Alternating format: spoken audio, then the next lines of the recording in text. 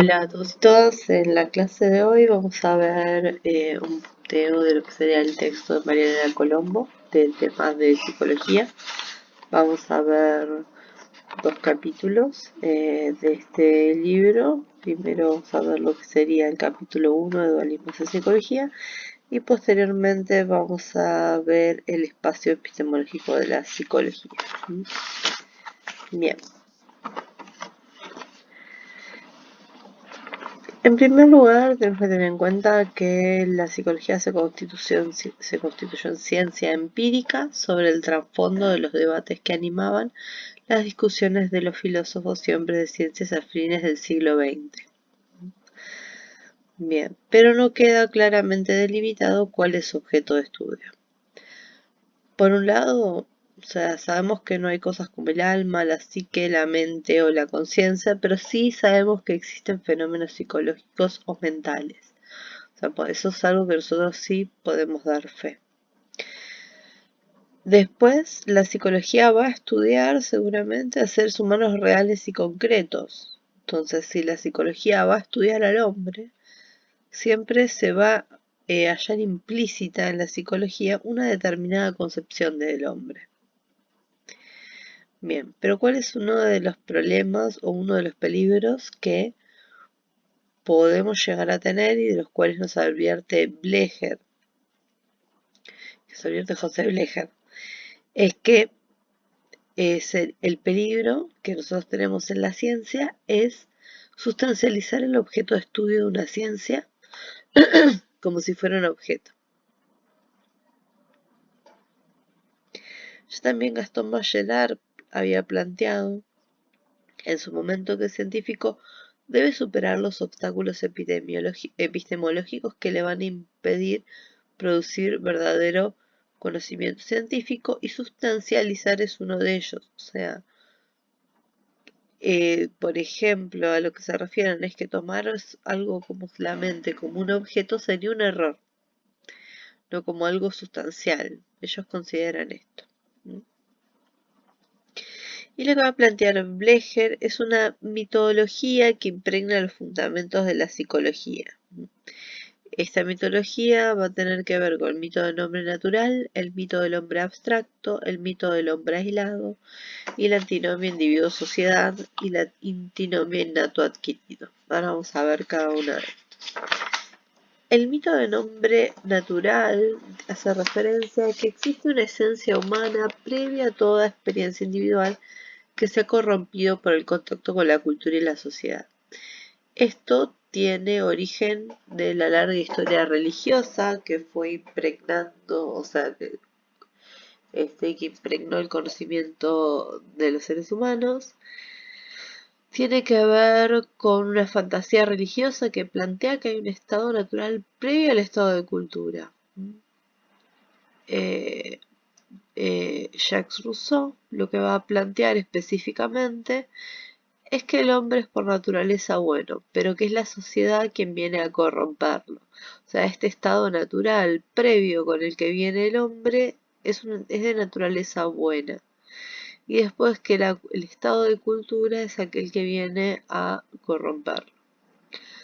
Ahora surge un problemita cuando aparece lo que se llama, lo que se conoció como el salvaje de Aveyron, que fue un individuo que pasó toda su vida aislado de la sociedad, y lo que se observa es que no parece corresponder este estado que uno podría llegar a considerar como estado natural, o sea, porque esta persona estuvo aislada de todas las personas de la sociedad.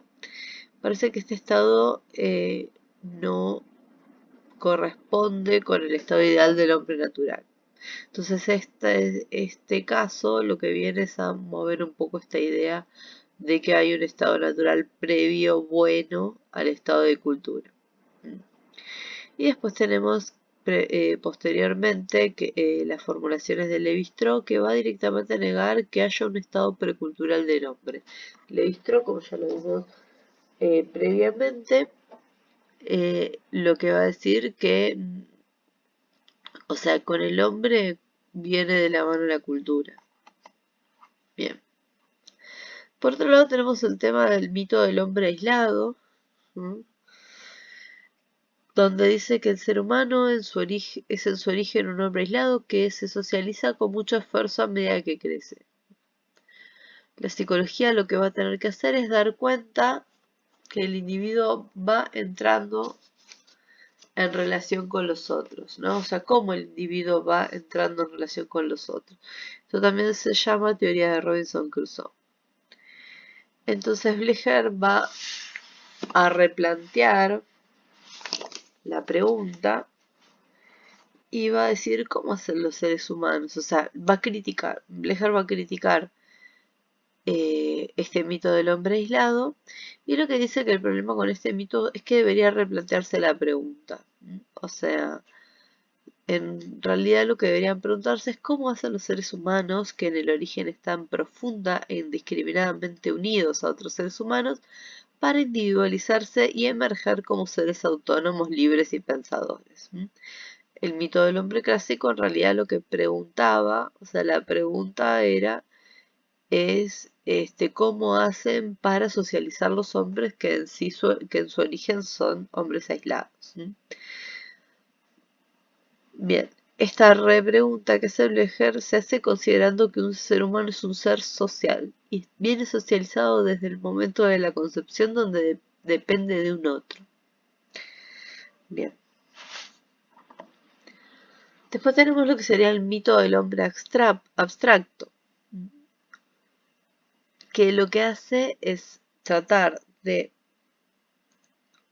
comprender un ser humano buscando las características más fijas, generales, universales, descontextualizadas de las realidades sociales e históricas que le otorgan sentido.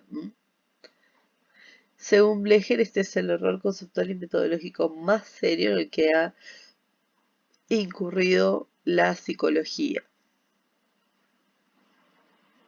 Bien.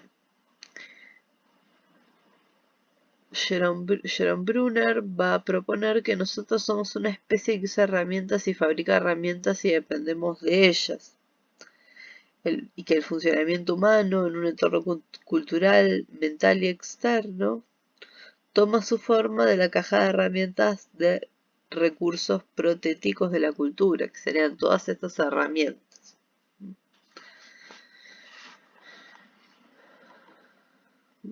Pero, o sea, básicamente lo que se está proponiendo es que el hombre, ¿no? O sea, que lo que trata de buscar es características independientes de las realidades sociales e históricas. Eso es, y lo que va a decir Blecher es que eso es totalmente imposible.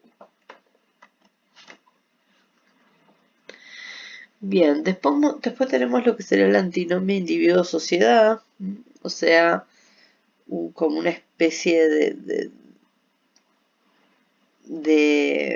o sea, contrapunto entre que, bueno, una cosa es el individuo, otra cosa es la sociedad.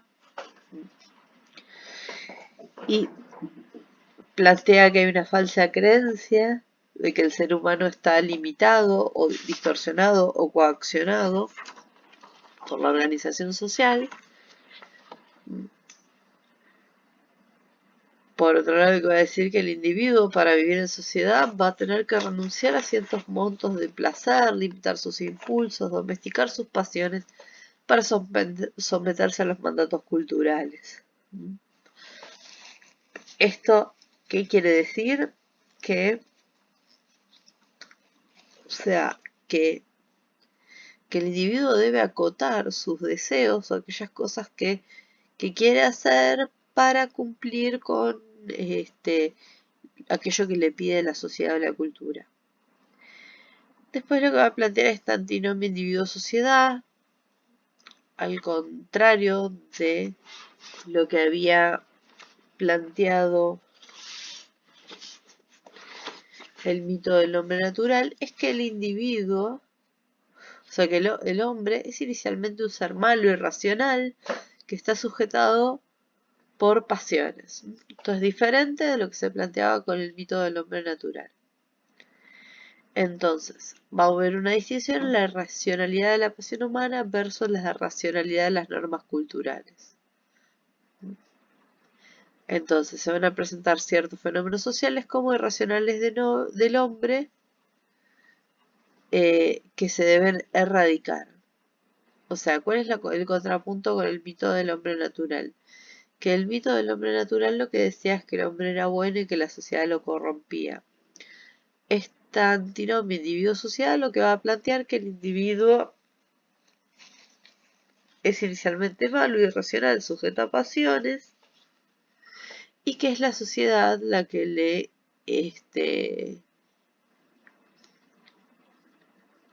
o sea, la que lo vuelve sociable, por decirlo de alguna manera.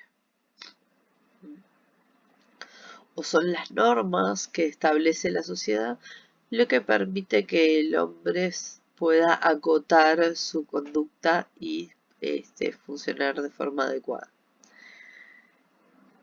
También lo que va a proponer es que hay una ilusión que debemos dominar, que es que es la de creer que debemos dominar la naturaleza.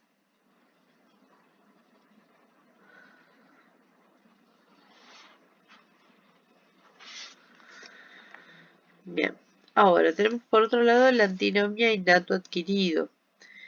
Esta antinomia lo que produjo es una división entre aquellos estudios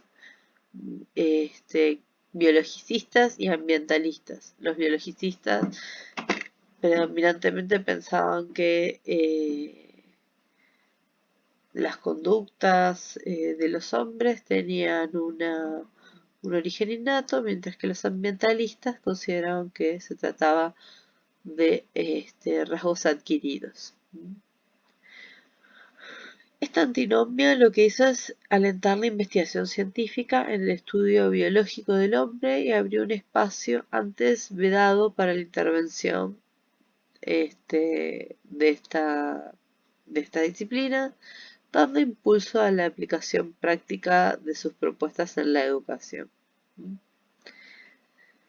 La crítica que se hace a esta antinomia es que no existe tal oposición, sino que hay una interacción permanente entre aquello que está dado y aquello que se va adquiriendo.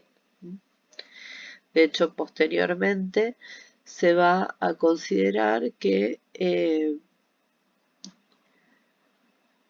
lo innato, aquello con lo que nosotros venimos, nuestra información genética, se va a expresar en función del ambiente, que sería lo que pertenecería al ámbito de lo adquirido, se va a expresar en función del ambiente en el que uno al que uno está expuesto. O sea, lo innato sería como una condición de posibilidad y que es dado un ambiente adecuado a permitir que eso se exprese o no. Ahora, el problema de la psicología, teniendo en cuenta esta antinomia, va a ser cómo abordar el objeto de estudio en tanto, si bien hay unidad entre los procesos fisiológicos y psicológicos, no por eso debemos entender que hay identidad de los principios explicativos de ambos niveles de análisis. Esto lo que está planteando es que más allá de que hay una interacción permanente entre estas dos cosas, las formas de explicar estos fenómenos fisiológicos y psicológicos tendrían que ver con diferentes niveles de análisis. Bien. Otra falsa oposición que tiene que ver con esto de innato adquirido tiene que ver con la oposición entre psicoterapia y farmacología. Ustedes van a ver en el texto que es una antinomia de aquello de que por un lado se habla de la psicoterapia como todo un proceso, mientras que la farmacología sería una respuesta rápida que condeciría con lo vertiginoso de la necesidad de que el hombre se reponga y pueda continuar con su vida. Eso, o sea, tengan en cuenta que estos textos ya tienen casi 20 años. Esa propuesta es un poco antigua, hoy en día es En muchos casos es recomendable la farmacología en combinación con la psicoterapia porque hay evidencia de que genera cambios más duraderos también. Bien, y una derivación de este dualismo de mente y cuerpo va a ser una separación entre aquello que es lo cognitivo y lo afectivo. O sea, aquello que pasa por nuestra mente de aquello que pasa por nuestros sentimientos. Bien, posteriormente vamos a tener lo que será el materialismo dialéctico, que va a presentar una nueva idea. Tiene que ver básicamente con el estudiar las etapas y los progresos de la ciencia y la razón humana. El pensamiento, el conocimiento y la razón para esta postura van a estar determinados por las circunstancias materiales, sociales, económicas y tecnológicas en las que surge. No va a haber una historia de las ideas independiente de la historia material, social, económica y tecnológica de la humanidad. Básicamente, si lo tenemos que resumir, es que las ideas y el conocimiento no van a ser independientes del contexto socioeconómico. Bien. Estos modos de determinación social van a ser importantes como modos de determinación naturales y es urgente estudiarlos en sus determinaciones mutuas. Entonces, ¿qué quiere decir esto? O sea, es importante estudiar las determinaciones mutuas entre aquellas determinaciones sociales, o sea, aquellas imposiciones sociales, y aquellas imposiciones o determinaciones naturales, y ver qué interacción hay entre sí.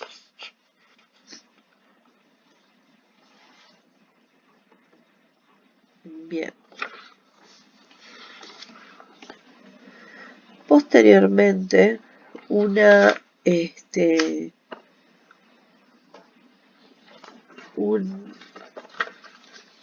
formulación posterior va a ser la de la noción de folk, ¿no? Que va a ser considerada como una comunidad de personas cuyo lenguaje y tradiciones históricas compartidas moldean la actividad psicológica de sus miembros y proporcionan recursos esenciales para su progreso y desarrollo. Y van a aportar las primeras ideas de lo que sería el relativismo cultural. Después también tenemos las formulaciones de la psicología histórico-cultural de Lev Vygotsky, que se va a alimentar de un montón de producciones científicas de la época, como de Freud, James Dewey, Piaget, entre otros, y lo que va a proponer es superar las posiciones enfrentadas en psicología a partir de una nueva base epistemológica, que sería este materialismo dialéctico. Entonces, ¿qué quedamos con el tema del materialismo dialéctico? Lo que va a entender es las oposiciones como parte de un proceso que intenta aprender el movimiento progresivo contradictorio de los fenómenos reales concretos. Para Blecher, las características que va a tener el ser humano, según esta concepción, van a tener que ver con que la condición, por un lado, es que pertenece a una naturaleza muy particular, la humana. O sea, va a ir más como en contra de esta idea de que el hombre natural es diferente de la cultura, sino que su naturaleza tiene que ver con el ser humano, y entre ellos está su condición de ser social. Después tenemos la condición de ser concreto, es decir, que pertenece a determinada cultura, a determinada clase social, a determinado grupo étnico, religioso, y esta pertenencia no es casual o aleatoria, sino que integra su ser y su personalidad. Después tenemos la condición de ser social, sea, por la cual el ser humano solamente va a llegar a ser humano porque incorpora, o sea, por incorporar y organizar las experiencias con los demás individuos. El conjunto, o sea, lo que realiza es, o sea, lo que va a definir al ser humano en su personalidad es el conjunto de relaciones sociales que establece. Después tenemos su condición de ser histórico, en tanto que el individuo es considerado, o sea, en tanto sentido que lo individual y es social. Entonces, su condición de ser histórico tiene que ver con que el ser humano es un producto de un desarrollo en el cual emergen nuevas potencialidades. No se da una vez para siempre, de forma fija e inmutable.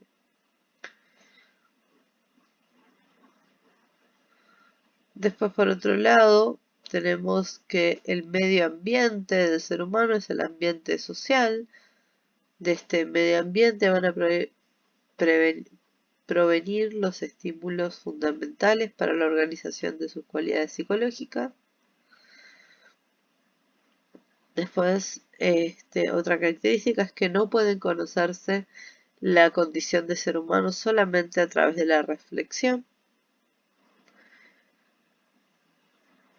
También otra característica es el único ser vivo que puede pensarse a sí mismo como objeto, utilizar el pensamiento, conocer símbolos universales, crear lenguaje, prever y planificar su acción, utilizar instrumentos y técnicas que modifican su propia naturaleza. Finalmente, la producción de estos medios de subsistencia crea la matriz fundamental de todas las relaciones humanas.